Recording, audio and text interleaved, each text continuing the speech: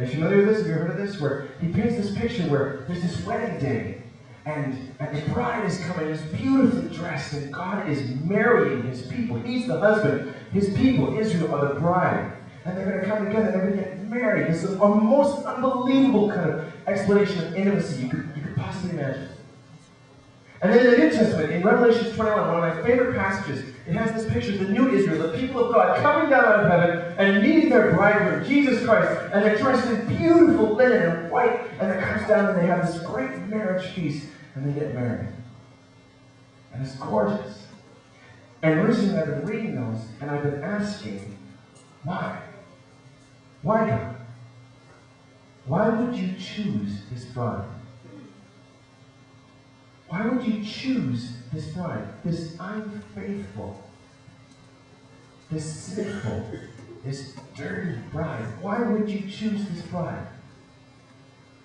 Are you catching this? There's parts in the Old Testament as well where it describes Israel as a prostitute. Right? Where it says, you were supposed to marry me, but you're going off and you're sleeping with all these other gods. You are going off and you're selling yourself to the highest bidder. You are forgetting about me. You are forgetting about your husband. Why would God do this? Why would God choose us as his bride? It actually doesn't make sense. And I ask the question, for that matter, why would Jesus come to earth? Why would he do that? Have you ever asked that question? I mean, we kind of accept, yeah, he did, but have you ever asked why? Why would he do that? The theological word is incarnation. It means putting on flesh. And it sounds kind of gross, but it's basically essentially God putting on human flesh and coming and hanging out with us. And when you think about Jesus' life and how he actually hung out with us, think about it. He chose to come to earth not as a royal son with a silver spoon in his mouth. He came down, the son, the illegitimate son of a 16-year-old or 15-year-old who immediately had to flee from their home to Egypt because people wanted to kill him, so they were refugees. And during most of his life, he was homeless, and he was beaten, and he was considered a criminal, and he was tortured, and he was killed. And that's what he chose. That's the life he chose. That's the flesh that he chose to come and to be with us, to come and do this revolution thing. That's what he chose. I don't know that I would choose that. That's what Jesus chose. Why? Why would he do that? I think we need to actually really confront that question. And I started researching, I started looking into it, and I found that there's one word that's used to describe God, and really only God, throughout the Bible. And it's a really powerful word. I want to talk about it for a little bit. The word is compassionate. Compassionate. And it shows up, it says the Lord, Yahweh, is gracious and compassionate. He has compassion on all that he has made. He is compassionate. He's compassionate. He's compassionate. Now, get yourself ready, because I'm about to drop some Greek on you. Alright? Some Greek. Ready? The word compassionate in Greek used to describe God is splanchnouzomai. Please repeat it. Splanchnouzomai. That was very good. I taught this to a group down in Florida, and it sounded really splanchnouzomai. I couldn't quite wrap my tongue around it. Splanchnouzomai. That's the word for compassionate, the Greek word for compassionate. That's how God's described. Okay, now follow. This is kind of tricky, so follow. Splanchnouzomai comes from the word splanchna, the Greek word splanchna, which means bowels. Bowels. If you know where your bowels are, point to them. Right? Not your butt. Around here. It's your guts. Alright? It's like in your stomach. It's your guts. It's your intestines. Your bowels. Okay? Alright? Now, we know a few things about the bowels.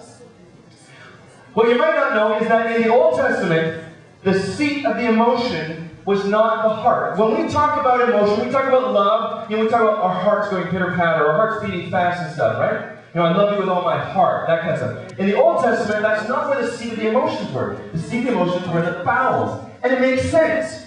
Think about it. Have you ever been really, really scared? Where do you feel it? In your stomach. Yeah? Right in your stomach. Have you ever been really, really excited?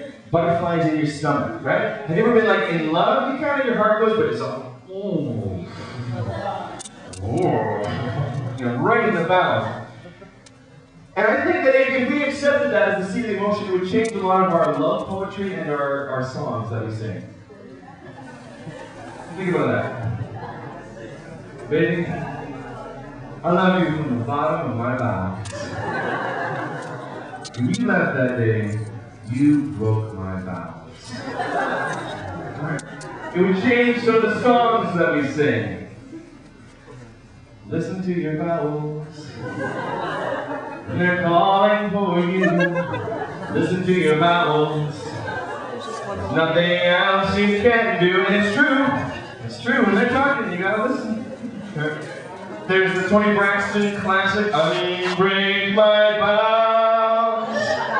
Say you love me again. Country western fans, I know there are some who've been blaring in the cabin.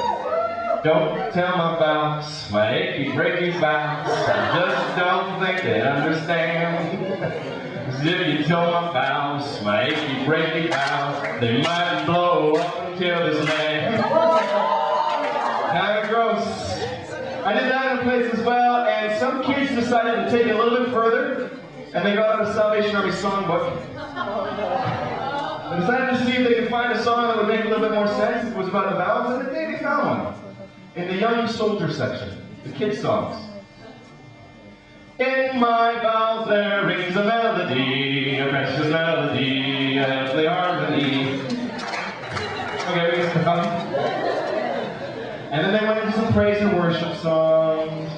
Well, a little bit crazy. Lord, you have my bowels, and I will search for yours.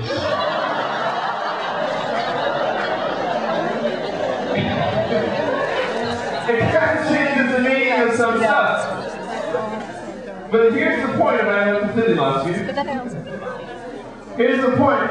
God is described as compassionate, splendid in his own mind. As feeling for us in his gut. Think about that. God sees us, and he loves us so much that he's like, oh, I just love him so much. And when we're hurting, he feels it in his guts. Think about that. It's weird to sort of think about God having guts. Alright, it gets a bit weirder.